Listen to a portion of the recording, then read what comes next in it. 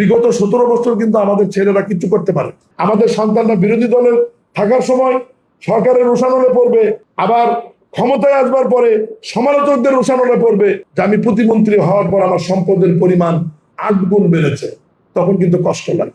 আমি মন্ত্রী হওয়ার পরে সম্পত্তি কেনা হয়েছে, এটা আমি অস্বীকার করছি না, কিন্তু সেটার আয়ের উৎসটা কি সেটা আপনারা দেখেন।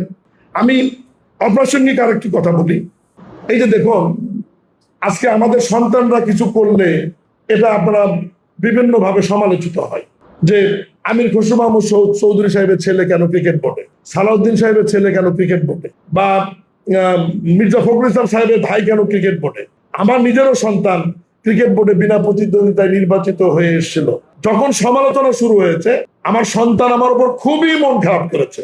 আমি তাকে ডেকে বুঝে বলেছি, বাবা এটা নিয়ে নানান কথা হবে, তোমার ব্যবসা বাণিজ্য এখন অনেক দেখতে হবে, তুমি দয়া করে পদত্যাগ করো। যেদিন বোর্ড নির্বাচিত হয়েছে, ফার্স্ট বোর্ড মিটিং করেছে, পরের দিনে আমার কথা মতো গিয়ে আমার ছেলে ক্রিকেট বোর্ড থেকে পদত্যাগ করেছে। এই নিউজটা আপনারা কেউ হাইলাইট করেন না যে একজন মন্ত্রী নির্বাচিত তার সন্তানকে ক্রিকেট বোর্ড থেকে সরে নিয়ে আসে। এখন আমি এই প্রসঙ্গ যে কারণে তুললাম, বিগত 17 বছর কিন্তু আমাদের ছেলেরা কিছু করতে পারে।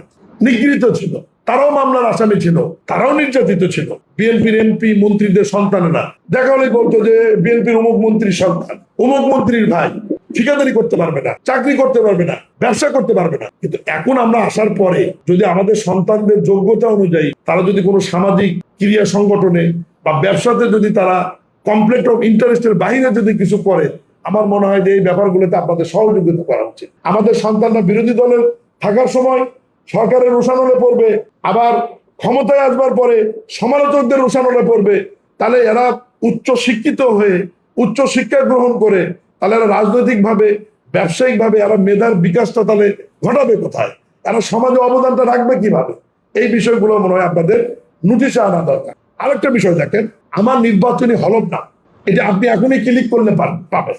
এটা তো গোপনীয়তা না, এটা নির্বাচন কমিশনের সার্ভারে দেওয়া আছে, যে কেউ এটা বের করতে পারবে। ওখানে আমার সম্পত্তি, আমার সন্তান কয়টা, আমার মামলা কত ছিল, আমার ব্যবসা কি কি, আমার ট্যাক্স কত পে করি, আমার মূলধন কত, আমার ব্যাংক ঋণ কত, আমার সম্পদ কত, পুরোপুরি আমার হলফনামাতে আমি দিয়েছি না? তাহলে সমস্ত হলফনামাকে আপনি হাইড করে একটা চিহ্নকে গোল চিহ্ন দিয়ে যদি বলেন যে আমি প্রতিমন্ত্রী হওয়ার পর আমার সম্পদের পরিমাণ 8 গুণ বেড়েছে, তখন কিন্তু কষ্ট লাগে। আপনি ওখানে সম্পত্তি দেখালেন 31 শতক, কিন্তু আমার হলফনামাতে তো সম্পত্তি দেওয়া আছে 1835 শতক। তাহলে কোথায় 1835 শতক আর আপনি হাইলাইট করলেন 31 শতক? হ্যাঁ, আমার উপজেলায় আমি মন্ত্রী হওয়ার পরে সম্পত্তি কেনা হয়েছে, এটা আমি অস্বীকার করছি না। আমার কোম্পানির নামে সম্পত্তি আমার সন্তান কিনেছে। নতুন ইন্ডাস্ট্রি করার জন্য সম্পত্তি কেনার প্রয়োজন হলে সম্পত্তি কিনবে না?